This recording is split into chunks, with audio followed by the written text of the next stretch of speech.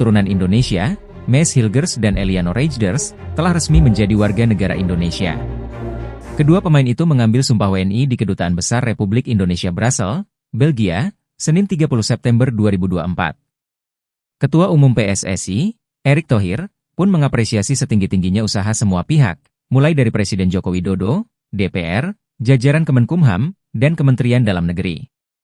Menurut Erick, percepatan perpindahan Maes dan Eliano menjadi WNI bukan hal yang spesial.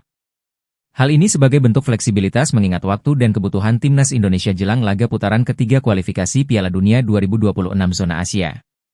Dua pemain ini pun diharapkan bisa membela skuad Garuda dalam laga tandang melawan Bahrain dan Cina.